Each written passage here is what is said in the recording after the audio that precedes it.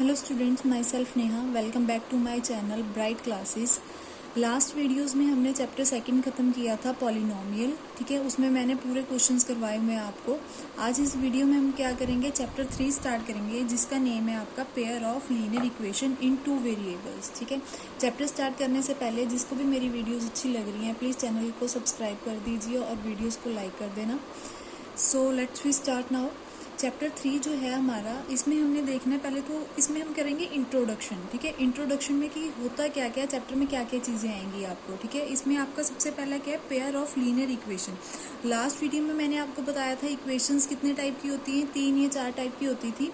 Linear equation, quadratic equation, cubic equation और by quadratic. By quadratic बहुत rare आती है आपकी सिलेबस में। 3 इक्वेशंस ज़्यादा मेन होती है आपकी, एक तो लीनियर इक्वेशन होती है, एक क्वाड्रेटिक इक्वेशन और एक आपकी कौन सी होती है, क्यूबिक इक्वेशन।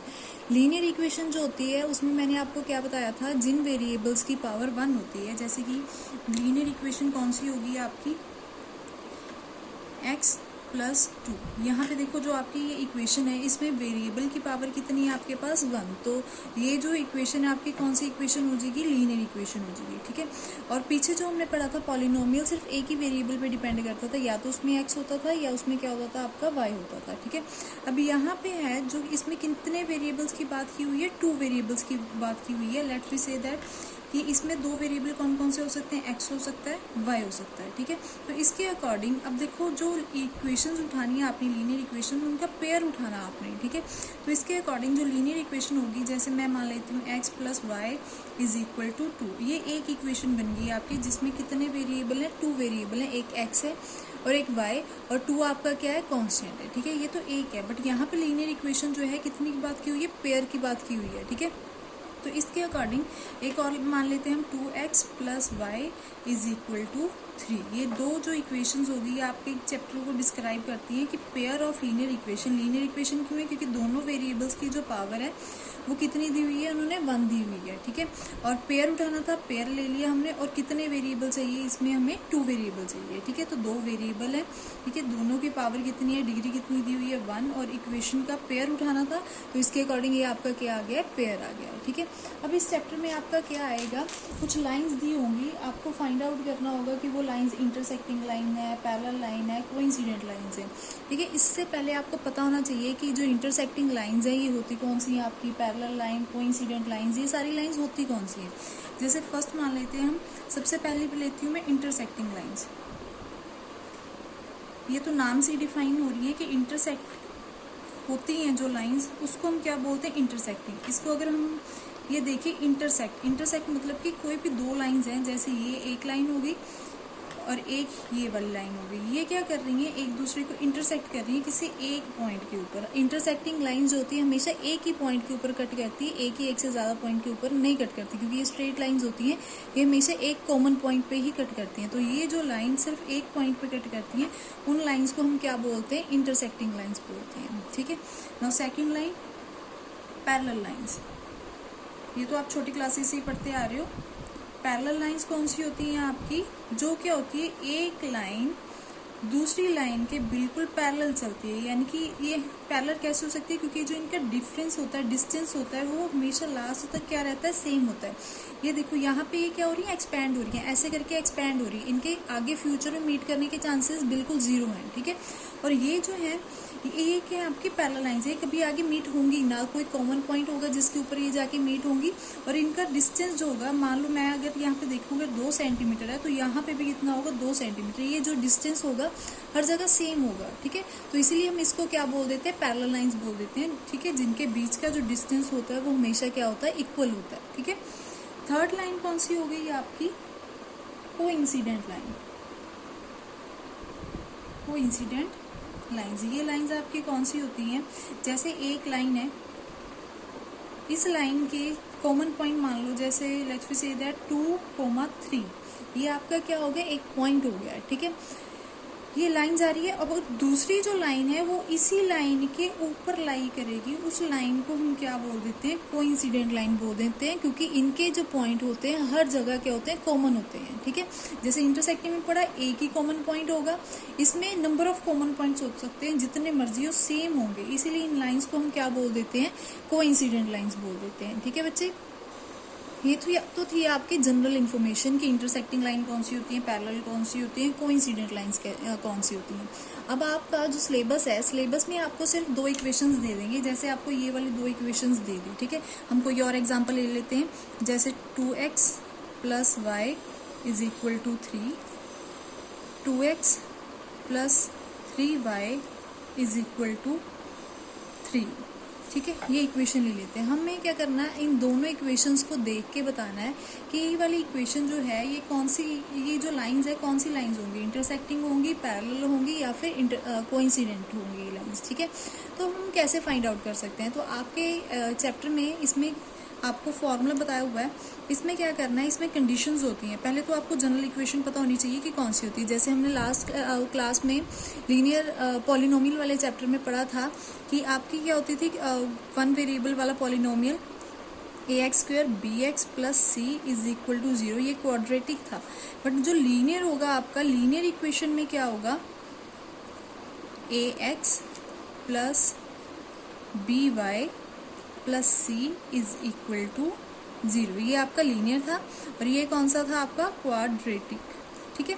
अब देखो इसको कंपेयर करना अब हमने इसके साथ, ठीक है, ax + by + c। अब देखो जो ये c है ये कांस्टेंट है, ये y वेरिएबल हो गया, x वेरिएबल हो गया, ये क्या हो गए, b और a इसके कोफिशिएंट हो गए। y का कोफिशिएंट कौन सा है, b, और x का कोफिशिएंट कितना दिया हुआ आपको, a दिया हुआ है, ठीक है। अब इसमें ये तो एक इक्वेशन है, हमने पेयर देखना है क्योंकि चैप्टर का नेम ही पेयर है।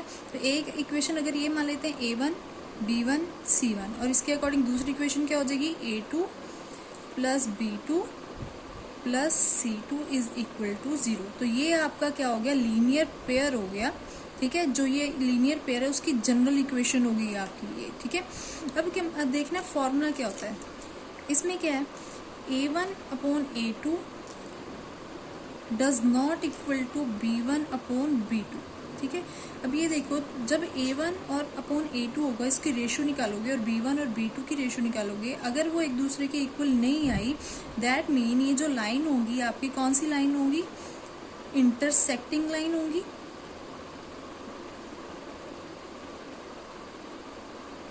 और इसका जो सॉल्यूशन होगा वो कौन सा होगा, यूनिक सॉल्यूशन। यूनिक सॉल्यूशन बोल देते हैं या फिर कौन सा बोल देते हैं, वन सॉल्यूशन बोल देते हैं, ठीक है। ये यूनिक, अगर आपको देखो इसको क्रैमिंग नहीं करनी, इंटरसेक्टिंग लाइन मैंने आपको क्या बताया था कि जो इंटरसेक्टिंग लाइन होती है एक पॉइंट पे कट करती है, ये पॉइंट यूनिक है यानी कि एक ही पॉइंट है, तो इसके अकॉर्डिंग इसका सॉल्यूशन कौन सा होगा आपका, यूनिक सॉल्यूशन, या फिर क्या बोल सकते हो, ओनली वन सॉल्यूशन, ठीक है। और इसके अकॉर्डिंग इस लाइन को हम क्या बोल देते हैं, कंसिस्टेंट लाइन बोल देते हैं, ठीक है। ये तो होगी आपकी first condition. Now second condition, जब हम a1 की रेशियो a2 के साथ निकालेंगे वो इक्वल होगी b1/b2 के, और वो भी इक्वल होगी c1/c2 के, यानी कि तीनों लाइंस क्या होगी आपकी, इक्वल होगी, यानी कि तीनों के कोफिशिएंट एक दूसरे के क्या हो गए, इक्वल हो गए। तो ये जो लाइंस होंगी आपकी कौन सी लाइन होंगी, कोइंसिडेंट लाइन।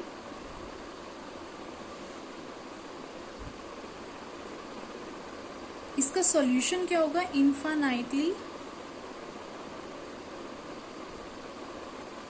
Many solution. और ये वाली लाइंस भी आपकी कौन सी होंगी, कंसिस्टेंट लाइंस होंगी।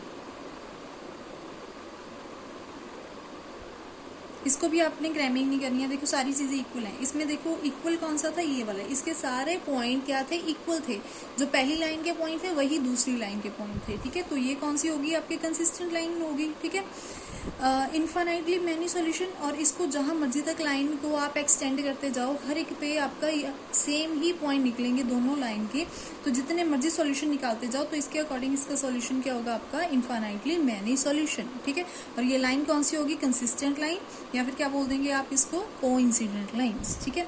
Now third condition is a1/a2 equal होगा b1/b2 के, बट ये इक्वल नहीं होगा किसके, c1/c2 के, ठीक है। यानी कि तीन आपके ये कांस्टेंट उठा लिया आपने, पहले दो इक्वल है, थर्ड आपका इक्वल नहीं है, ठीक है। तो इसके अकॉर्डिंग ये जो लाइन होंगी आपकी कौन सी लाइन होंगी, पैरेलल लाइंस।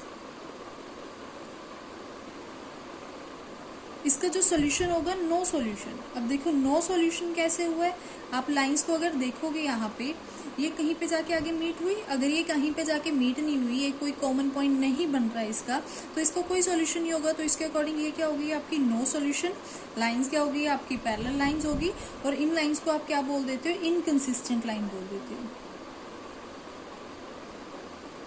इसमें सबसे ज़्यादा जो इम्पोर्टेंट है ये वाला पॉइंट है आपका कि कौन सी लाइन कंसिस्टेंट होती है, कौन सी इनकंसिस्टेंट होती है।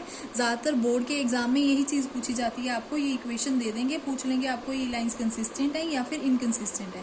तो आपको याद होना चाहिए कि इंटरसेक्टिंग लाइन्स होती है वो कौन सी लाइन्स होती है, कंसिस्टेंट लाइन्स होती हैं, और जो कोइंसिडेंट लाइन्स होती है वो भी कंसिस्टेंट लाइन्स होती हैं, बट जो पैरेलल लाइन्स होती हैं वो आपकी क्या होती हैं, इनकंसिस्टेंट लाइन्स होती हैं। ठीक है, तो इसके अकॉर्डिंग हम एक एग्जाम्पल लेते हैं, उसको सॉल्व करके देखते हैं।